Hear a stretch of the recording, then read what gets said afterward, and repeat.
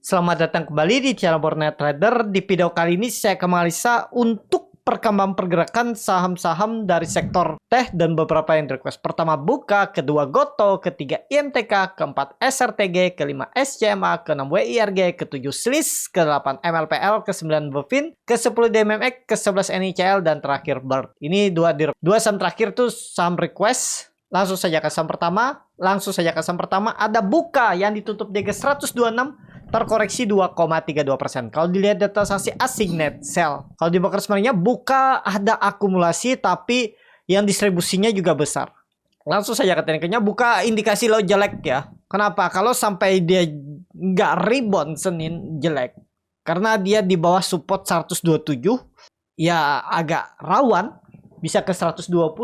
Dan kalau dilihat dari time frame weekly-nya, koreksi biasa ya, tapi terlalu dalam lah. Cuman kalau Senin dia rebound itu aman. Harus balik minimal 128, 130 Senin ya. Dan kalau dilihat Nasdaq 100 untuk sektor teh di Amerika tuh memang sepertinya sudah siap-siap bubble. Karena ini ada pola Rosin Wedge. Ya. Jadi ya juga sudah all time high ya. Luar biasa nih kan. Bapak Ibu perhatikan. Jadi saat ini kondisinya untuk Nasdaq juga ya turun, tapi sektor teh di Indonesia tuh masih tertekan, masih downtrend. Jadi mudah-mudahan lah kalau memang mau bagus Buka, mestinya minggu depan tembus 130 lagi ya. Jumat maksimal, minggu depan Jumat tuh sudah di atas 130 aman. Kalau mau konfirmasi ya tunggu dia tembus 130 baru beli juga boleh. Itu untuk Buka saat ini agak rawan. Saya punya Buka di 130 128 saya beli, dan ya kalau besok koreksi lagi mungkin saya stop loss Senin maksudnya. Itu aja untuk Buka. Lanjut ada Goto yang ditutup di harga 50, terkoreksi 1,96%. Kalau dilihat data transaksi asing net sell, kalau di broker sebenarnya Goto ada distribusi, tapi Bapak Ibu perhatikan kalau saya lihat yang distribusi hari Jumat kemarin itu retail, CC, YP, XC, JJ, PD, XL, NI. Ya, ada memang JP, KJ. Tapi Bapak Ibu perhatikan yang belinya tuh bukan broker-broker retail yang tiga atas nih, BB, EU, MG.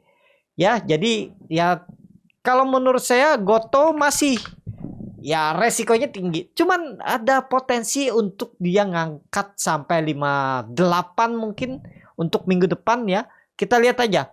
Kalau dia serius naik minggu depan, naik 2%, 3% aja. Atau dia tembus 53 aja minggu depan tuh serius naik. Ada potensi 55, 56, bahkan 60. Kita lihat ya. Untuk Goto saat ini ya memang di 50. Tapi ya selama nggak dilengketin 50 masih aman lah. Ya resiko tinggi lah. Janganlah. Kalau Bapak Ibu yang nggak tahu gimana strateginya, kalau mau beli Goto, jangan beli sekarang. Ya nanti tunggu di 55, 56 aja. Atau di 60 nanti kita lihat depas di atas. Kalau di grup Borneo Trader tuh udah tahu caranya gimana. Cuman saya bilang ini super high risk. Tapi ada strateginya. Nah, itu ya. Untuk Goto saat ini. Lanjut. Ada IMTK yang ditutup di harga 422, terkoreksi 1,86%. Kalau dilihat data transaksi asing net buy. Kalau di broker sebenarnya IMTK diakumulasi. Langsung saja ke teknikanya. IMTK masih sideways. Perkiraan saya dia mantul dari 440 ternyata jebol kemarin. Ya 430. Tapi ya memang batas toleransinya 420 ini. Kalau sampai jebol lagi ya gagal. Tapi apakah akan jebol? Sepertinya tidak akan jebol. Resikonya lebih kecil. Kalau Bapak Ibu berminat sekarang kalau mau beli risknya cuma 2,5%-an. Target reward ke 450, 460 tuh lumayan risk reward. Ya. Saya punya IMTK beli di harga 434, 436. Belum saya press down. Ya kalaupun cut loss saya nanti ya paling 6% nggak masalah lah ya, 412. Tapi kalau Bapak Ibu beli harga sekarang berarti kan lebih rendah dan rewardnya minimal 8%. Ya risknya cuma 2%, 2,5%. Menarik kalau Bapak Ibu tertarik untuk IMTK. Kemana arahnya minggu depan? Kalau Senin rebound, serius rebound harusnya untuk IMTK. Itu aja. Langsung saja ke saham selanjutnya. Ada SRTG yang ditutup di harga 1495 sama harga penutupan hari sebelumnya. Kalau dilihat data transaksi asing net sell. Kalau di broker sebenarnya SRTG di distribusi. Langsung saja ke tekniknya, SRTG itu masih sideways di area atas ya. Takutnya kalau candle ekor-ekor panjang terus gagal menembus 1500, itu bisa swing bawah. Nah, saat ini nih di level-level yang memang ada potensi ditarik naik atau koreksi dulu. Jadi bagaimana strategi Bapak Ibu aja. Kalau ISG Senin itu rebound hijau, SRTG tembus 1500. Kecuali ISG koreksi juga SRTG. Ya, itu aja untuk SRTG. Saat ini time frame weekly-nya bagus, dia membentuk higher high, volume meningkat. Mestinya kalau candle seperti ini tuh minggu depan rebound lagi, nggak ada cerita dia koreksi. Kalaupun koreksi nggak dalam, mungkin ya 2%-an lah koreksinya. Makanya tinggal bagaimana strategi Bapak Ibu aja.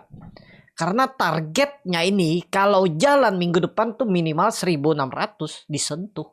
Itu. Tapi ini disclaimer. Untuk SRTG lanjut. Ada SCMA yang ditutup di harga 140 terkoreksi 2,09%. Kalau dilihat data transaksi asing net sell. Kalau dibuka resminya SCMA di distribusi. Langsung saja ke tekniknya. SCMA saat ini di support. Ini sandarannya. Mudah-mudahan lah ini terakhir koreksinya. Karena agak rawan juga nih kalau dia jebol 138-nya. Ya, hari kemarin dia low-nya 138. Kalau dia membentuk low baru lagi, waduh agak rawan ya. Saya punya SCMA dan masih plotting loss. Ya, harapan saya memang minggu ini breakout. Tapi karena ISG-nya sideways, ya belum. Nunggu ISG nih ya. Karena hari Jumat kemarin koreksi tipis. Kalau dia Senin di break 7.300, siap-siap. SMA tetap peluang besar rebound. Kalau dilihat bandar detektor itu memang ada big distribusi. Tapi Bapak Ibu perhatikan. Ya nggak terlalu signifikan. Time frame weekly-nya. Kalau dilihat dari time frame weekly-nya. Minggu ini itu memang candlenya bearish engulfing. Tapi Bapak Ibu perhatikan volumenya kecil. Jadi ya masih ada harapan lah. Selama nggak turun dalam, nggak lebih dari 138, 137 ya masih ada harapan. Apalagi kalau Senin langsung hijau aman. Harusnya untuk SCMA ya. Karena SCMA nih tunggu momentum aja. Kalaupun misalnya offset tuh bisa loh. Ya strategi. Kalaupun dia jebol dan kemudian rebound itu bisa terjadi ya. Ya ini level-level yang antara bisa jadi nanti cut loss dia rebound. Ya yang seperti itu jarang-jarang terjadi. Kalau misalnya scannernya SMA Bapak Ibu cut loss dia jebol 137, tutupan misalnya 135, 136, terus besoknya atau lusanya atau ya Jumatnya dia rebound lagi 150, ya udah jangan disesalin. Kenapa? Karena itu bagian dari trading. Tapi kalau Bapak Ibu yakin dia akan rebound lagi, ya boleh di hold. Karena setiap strategi itu pasti ada plus minusnya. Dan yang paling penting ya Bapak Ibu, yang jebol support untuk naik lagi itu cuma 3 kali. Dari 10 kali jebol support 7 kali terus turun. Bapak Ibu mau ikut yang mana? Berharap boleh. Enggak, stop loss pun enggak masalah sebenarnya. Tapi ini Bapak Ibu perhatikan. Kalau memang dijaga kan ditahan nih. 140. Sempat low-nya 139. Terus ditahan naik lagi. Ya kenapa enggak dijebolinnya aja dari awal bulan? 4 Juli itu jebolin aja. Terus ada yang cut loss dia cover lagi. Kan dijaga. Jadi kalaupun besok misalnya ada koreksi, ya udahlah. Kalaupun kena stop loss silakan. Kalaupun nggak mau stop loss ya silakan juga. Karena ya tadi ada kelebihan dan kekurangannya. Itu ya untuk SMA saat ini. Tapi kalau harapan saya, tapi pandangan saya, tapi mestinya kalau mau bagus Senin rebound untuk SMA. Itu aja. Lanjut. Ada WIRG yang ditutup di harga 90 menguat 1,12%. Kalau dilihat data transaksi asing net sell. Kalau dibuka semuanya WIRG diakumulasi. Nah ini menarik nih, ada akumulasi satu broker aja SA ya tadi. Ya ini akumulasi dan Bapak Ibu perhatikan yang jual tuh CC, DR, CP, BK, CP, AO, ND, EJ, PD, LG, NI, EDH. Jadi 10 broker retail, cuman satu broker asing tuh BK. Selebihnya retail semua nih. Ya ini ditampungin barang retail. Udah nih sinyal digas-gas. Wah mantep WIRG ya. Tembus 92 ya. 100 arahnya minggu depan. Disclaimer. Itu aja untuk WIRG. Menarik. Kalau pandangan saya ini bisa terkonfirmasi swing low minggu kemarin dan minggu ini, dan minggu depan tembus 92, resistennya ya udah 100 minimal. Menarik gak? Menarik untuk WIRG. Coba lihat time frame weekly-nya. Time frame weekly-nya juga bagus, candlenya kembali hijau walaupun membentuk lower low lower high, tapi nggak masalah. Minggu depan harusnya rebound untuk WIRG. Itu aja. Lanjut. Ada SLIS yang ditutup di 63 terkoreksi 3,07%. Kalau dilihat data transaksi asing net. Kalau di broker semuanya SLIS di distribusi. Langsung saja ketikanya SLIS bagus, MACD juga mengarah ke atas. Ini lagi sideways. Range sideways-nya berapa? 60 sampai 68 atau 70 itu.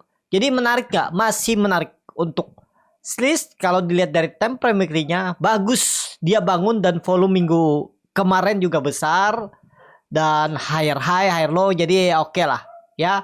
Target mana? Ada potensi 70-72 minggu depan untuk SLIS. Tapi ini kembali di analisa saya, jangan ditelan mentah-mentah.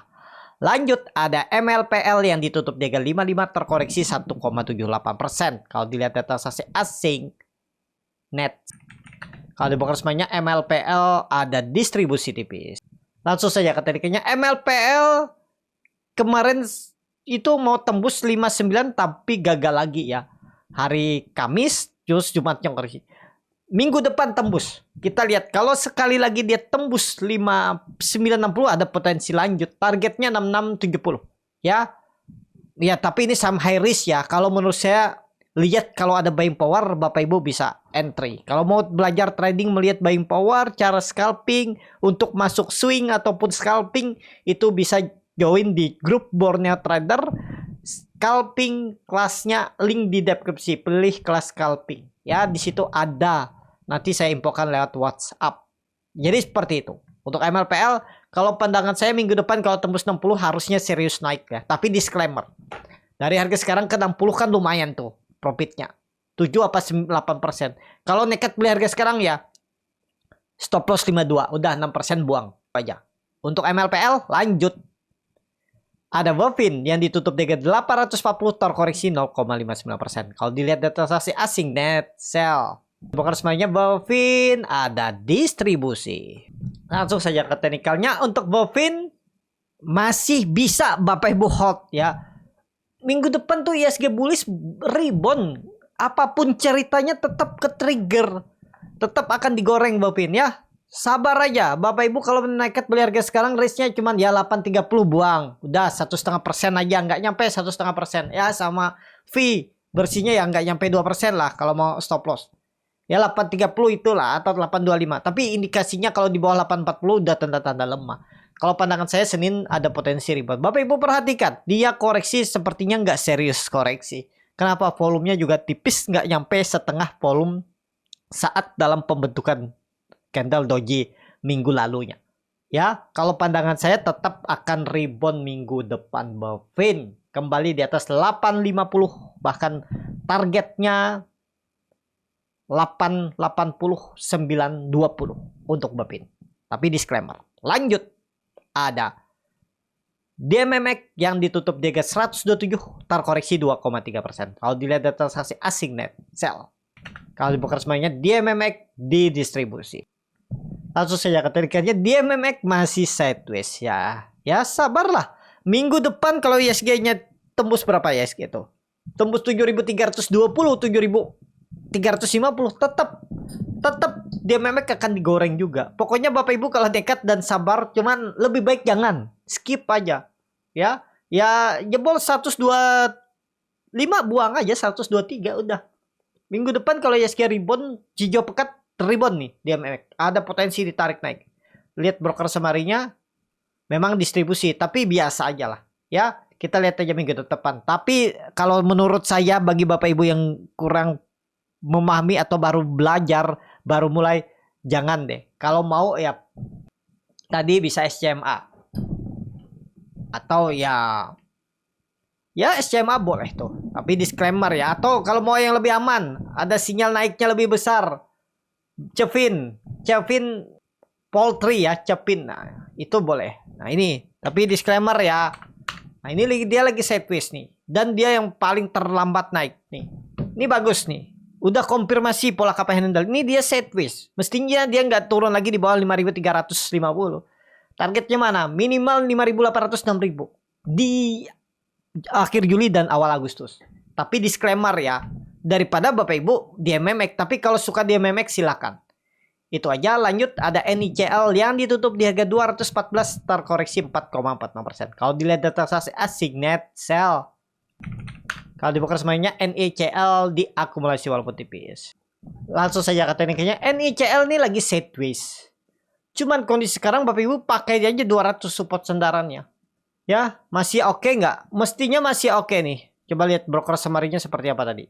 Ada buangan-buangan biasa. Ini retail yang buang PD, JP, YP. Terus yang nampung juga retail ya. Cuman nggak tahu nih ada bandar terselubung kah di jualan retail nih.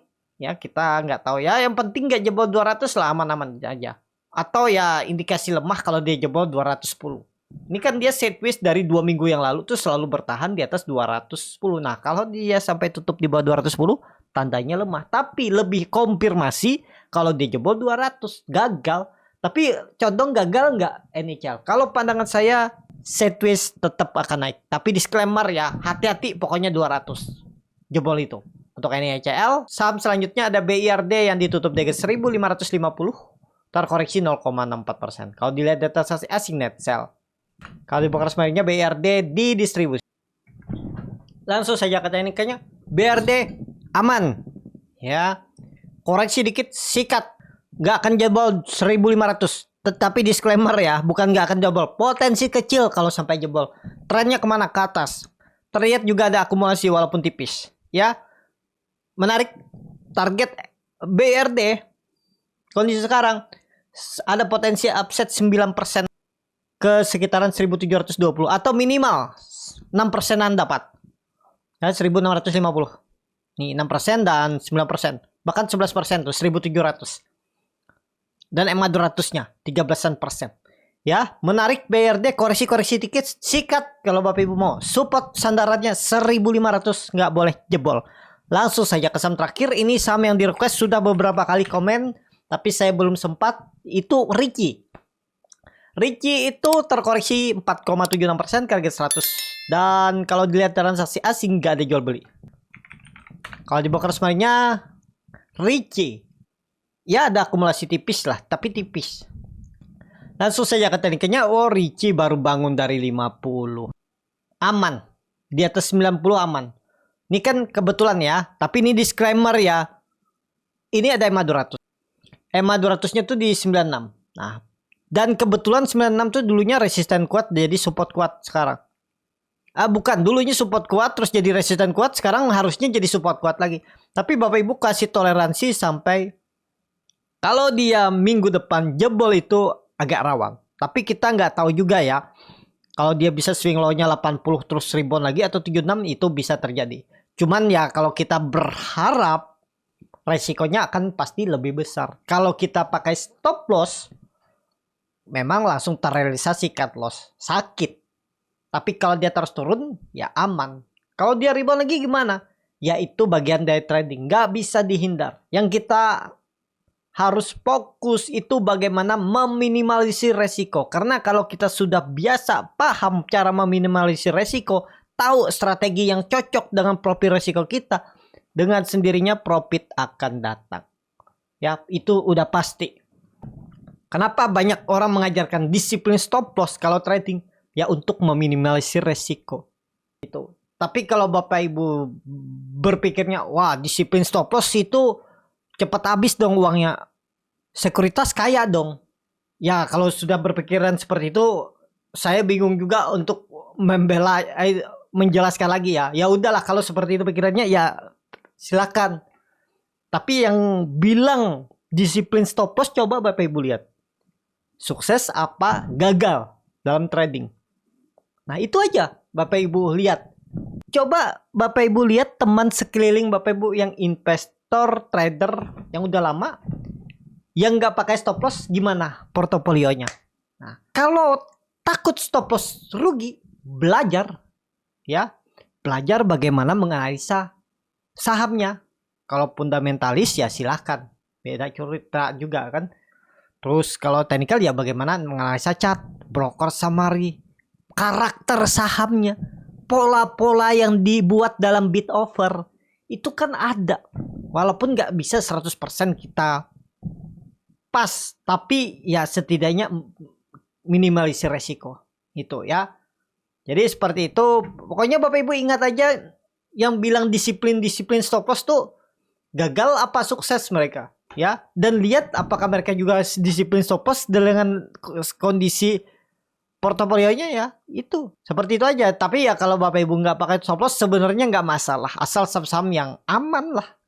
Cuman rugi waktu itu ya. Kalau tanya saya bagaimana, saya tetap disiplin aja ya.